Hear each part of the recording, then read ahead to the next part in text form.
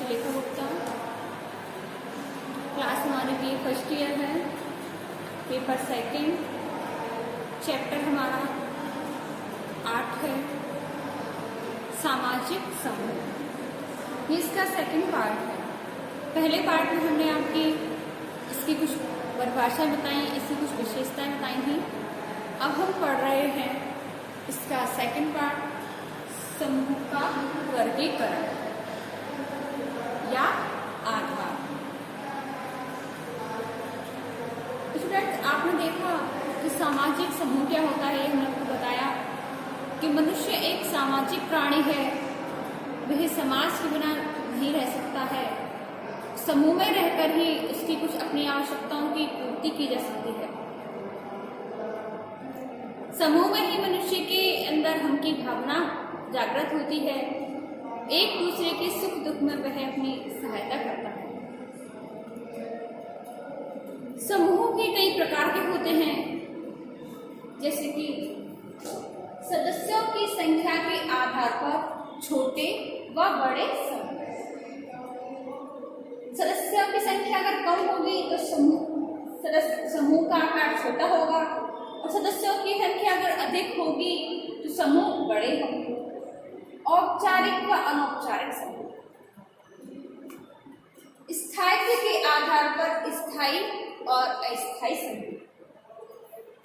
हम की भावना के आधार पर अंतः समूह और बाह्य समूह। प्रकारात्मक आधार पर, आकांक्षा के आधार पर संदर्भ समूह, और सामाजिक संबंधों के आधार पर प्राथमिक समूह और द्वितीयक समूह। सदस्यों की संख्या के आधार पर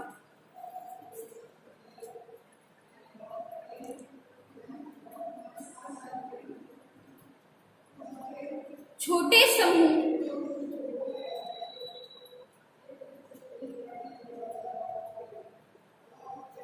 जहां जिस समाज में या जिस समूह में कम सदस्य होते हैं, या वे समूह जो छोटे समूहों के माध्यम से ही समाज में व्यक्तियों के मध्य संबंध और उनसे विश्वसनीय जानकारी मिलती है।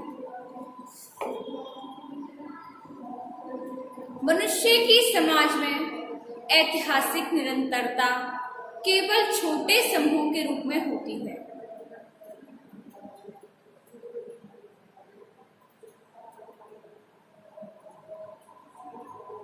समूह में अगर सदस्यों की संख्या अधिक होती है तो उनसे सामाजिक संबंध दूरियां बनाए रखते हैं, उनमें विश्वसनीय संबंध नहीं होते और जानकारी सही प्राप्त नहीं होती है। दूसरा है औपचारिक व अनौपचारिक समूह। इस प्रकार के समूह कुछ विशिष्ट उद्देश्य की पूर्ति के लिए होते हैं। औपचारिक समूहों में सदस्यों के मध्य में पारस्परिक संबंधों में घनिष्ठता और आत्मीयता का अभाव पाया जाता है तथा विधि और नियमों के द्वारा उन पर नियंत्रण रखा जाता है। और जो व्यक्ति इन नियमों का उल्लंघन करता है या इन नियमों का निषेध करता है, तो इन नियमों की अवहेलना करने के कारण उनको दंडित भी किया जाता है। राजनीतिक दल, कॉलेज, स्कूल, राष्ट्र आदि औपचारिक समूह के उदाहरण हैं। औपचारिक समूह में सदस्यों की संख्या 1000 तक हो सकती है। जैसे कि अपने कॉलेज परिसर है, यहाँ स्टूडेंट 500 भी हो सकते हैं, 1000 भी हो सकते हैं। इनका आकार बड़ा होता है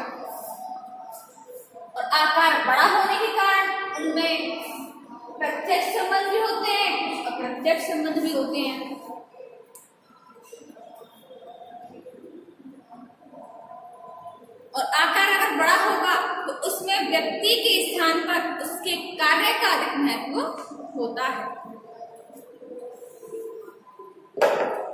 औपचारिक समूह आधुनिक, जटिल एवं औद्योगिक समाजों में पाए जाते हैं।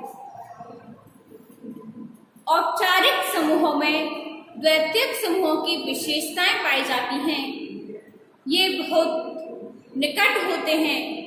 औपचारिक समूहों में द्वैतिक समूहों की तरह सदस्यों में शारीरिक निकटता का अभाव होता है और आकार बड़ा होता है। समझौते पर आधारित संबंध पाए जाते हैं। परिस्थिति का अधिक महत्व होता है। संपर्क के लिए संचार के साधनों का प्रयोग किया जाता है और इनका निर्माण जानबूझकर कुछ उद्देश्यों की पूर्ति के लिए किया जाता है। अब आता है अनौपचारिक समूह। अनौपचारिक समूहों में विपरीत प्रकार की विशेषताएं पाई जाती हैं। ये प्राथमिक समूहों के अधिक निकट होती हैं। इनका आकार छोटा होता है। सदस्यों की संख्या कम होती है। इनमें आत्मीयता, घनिष्ठता, शारीरिक समीपता, संबंधों में स्थिरता और निरंतरता पाई जाती है। अनौपचारिक समूहों में सदस्यों में हम की भावना अधिक होती है। इनमें आमने सामने के घनिष्ठ एवं स्वतः निर्मित संबंध पाए जाते हैं।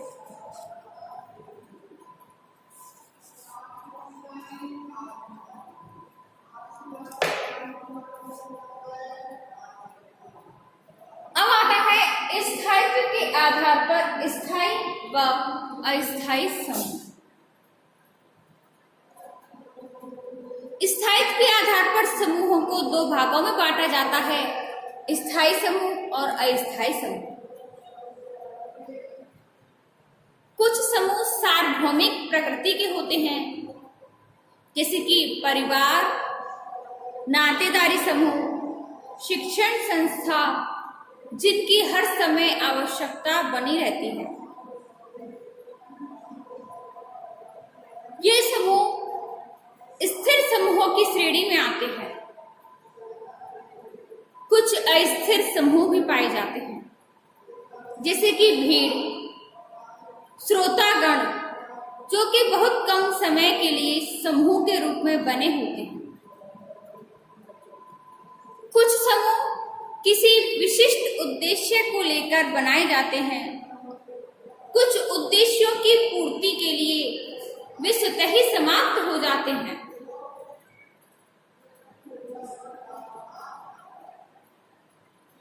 समाजशास्त्री वाटरमोर के अनुसार स्थिर और अस्थिर समूहों के बीच एक विशेष प्रकार का समूह, जो कि अर्ध समूह या आभासी समूह कहलाता है, उसका भी उल्लेख किया जाता है। चौथा है हम की भावना के आधार पर अंतः व बाह्य समूह।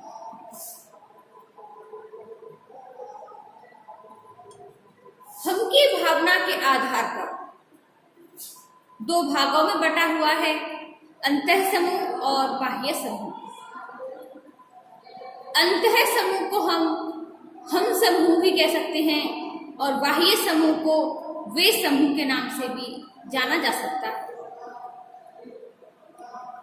अंतः समूह के सदस्यों में हम की भावना पाई जाती है और इसी हम की भावना के कारण अंतः समूह के सदस्यों में एकता दिखाई देती है। अंतः समूह के सदस्य अपने समूह को सर्वश्रेष्ठ तथा अन्य समूह को हीन मानते हैं। अंतः समूह के सदस्य व्यवहार में सामान्य नियमों का पालन करते हैं और इन्हीं नियमों के द्वारा वे आपस में एक दूसरे से बंधे रहते हैं।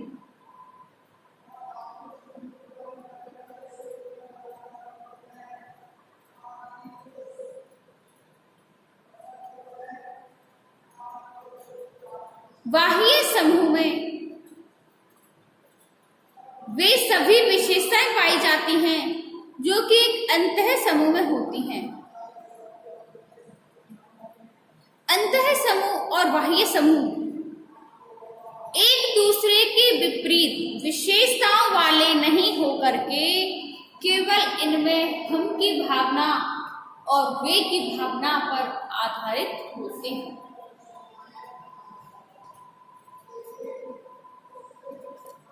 अंतः समूह, इनका परिवार जितना छोटा होगा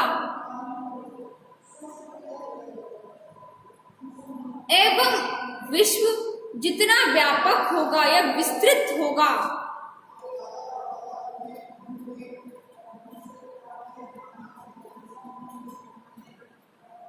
अंतः समूह के अंतर्गत परिवार, कक्षा, कॉलेज, देश, ये हमारे लिए अंतः समूह हो सकते हैं और जिनको हम अपना नहीं समझते, क्योंकि हमारा परिवार, कॉलेज, हमारा देश, ये सब इन सबको हम अपना समझते हैं, इसलिए इनके अंदर हमको, हमारे अंदर हम की भावना पाई जाती है, ये अंतः समूह होते हैं। और जिनके मध्य में हम की भावना नहीं पाई जाती, जिनको हम अपना नहीं समझते, वे बाह्य समूह होते हैं। बाह्य समूह के सदस्यों के प्रति घृणा, द्वेष, प्रतिस्पर्धा, भय, संदेह की भावना पाई जाती है।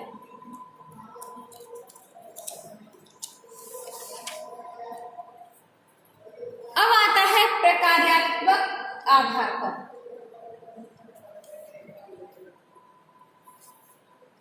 व्यक्तियों की विभिन्न प्रकार की आवश्यकताओं की पूर्ति करने के लिए भिन्न भिन्न प्रकार के समूह निर्मित होते हैं।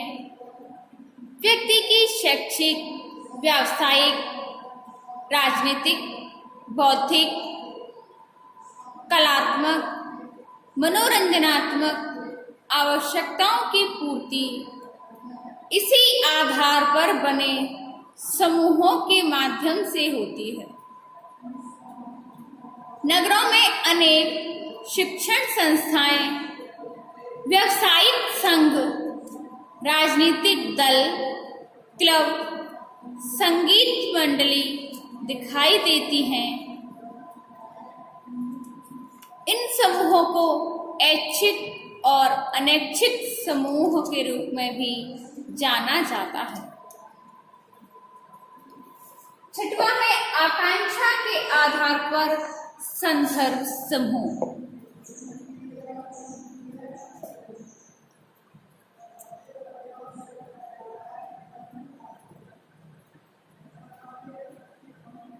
जिस समूह का व्यक्ति या वह समूह जिसका कोई व्यक्ति सदस्य तो नहीं है परंतु सदस्य बनने की आकांक्षा रखता है या इच्छा रखता है, यह उनकी इच्छा, उसकी मनोवृत्ति, मूल्यांकन और उसके व्यवहार को प्रभावित करता है।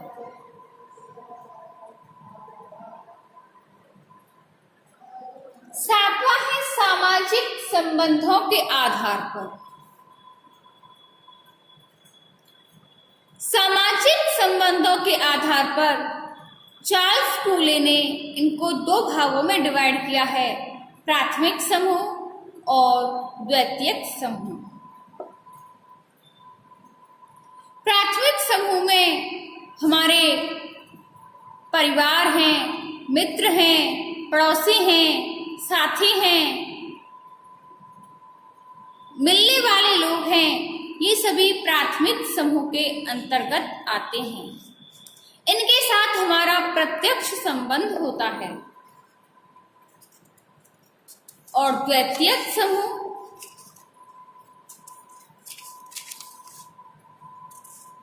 द्वितीयक समूह वे होते हैं जिनके साथ हमारा शारीरिक निकटता अनिवार्य नहीं है, या कोई भी संबंध प्रत्यक्ष ना होकर के अप्रत्यक्ष संबंध होते हैं, वे द्वितीयक संबंध कहलाते हैं या द्वितीयक समूह कहलाते हैं।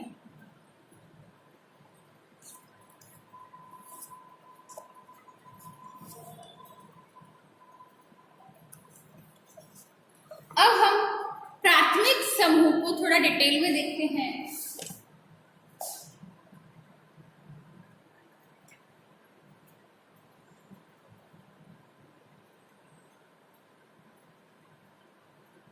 प्राथमिक समूह को चार्ल्स कूले बताते हैं कि प्राथमिक समूह वह है, इसके अंतर्गत परिवार, पड़ोस, मित्र मंडली,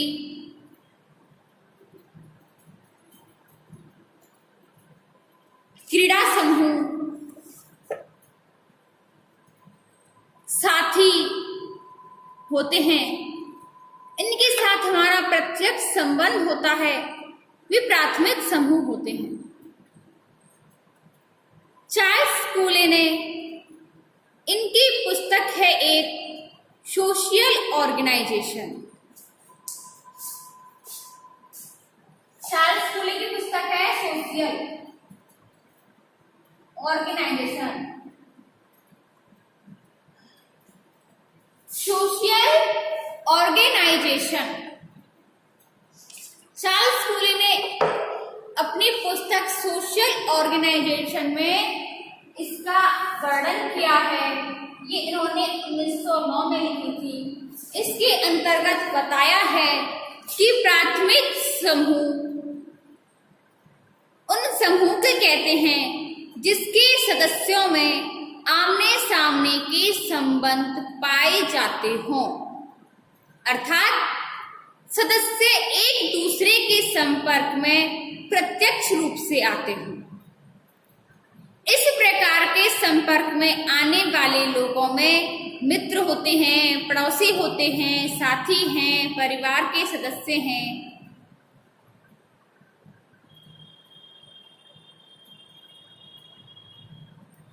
इन्होंने इस समूह को प्राथमिक इसलिए कहा क्योंकि महत्व और प्रभाव की दृष्टि से ये व्यक्ति जीवन में अधिक प्राथमिक होते हैं। जैसे कि बालक का जन्म होता है, सर्वप्रथम वह अपने परिवार के टच में आता है, धीरे धीरे बड़ा हुआ, पड़ोसियों के साथ खेला, उनके मित्र बने, साथी बने, इनके साथ इसका प्रत्यक्ष संबंध होता है, आमने सामने का संबंध होता है, इसलिए ये होते हैं प्राथमिक समूह।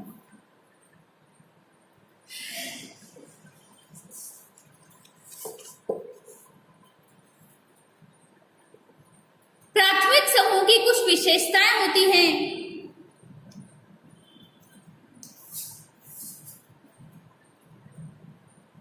प्राथमिक समूह की कुछ विशेषताएं होती हैं, जैसे कि शारीरिक समीपता। पहली है शारीरिक समीपता।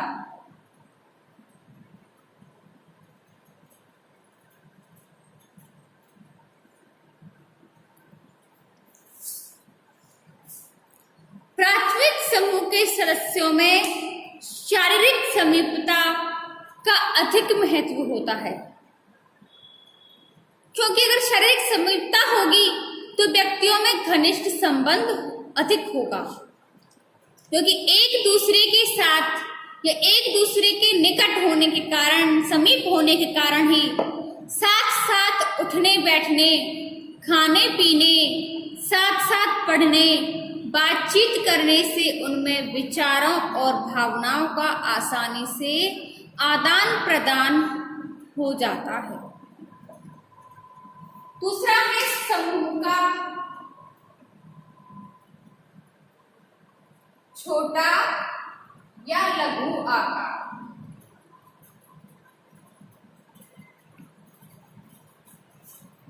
प्राथमिक समूह के सदस्य होते हैं, उनमें सदस्यों की संख्या कम होती है, क्योंकि समूह का आकार अगर छोटा होगा तो लोग आपस में अंतःक्रिया कर सकेंगे, एक दूसरे के साथ बातचीत कर सकते हैं, शारीरिक निकटता बनाए रख सकते हैं और उनके संबंध प्रत्यक्ष होते हैं। तीसरा है संबंधों की अवधि।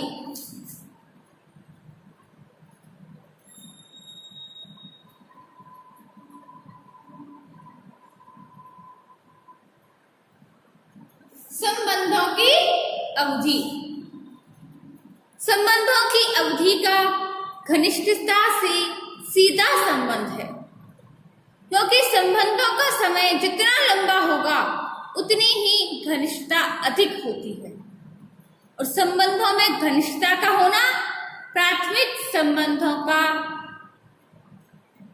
स्थापना के लिए अधिक आवश्यक होता है।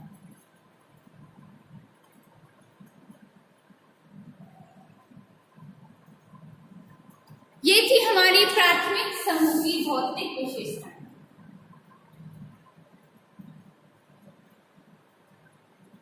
अब आती है आंतरिक विशेषताएं।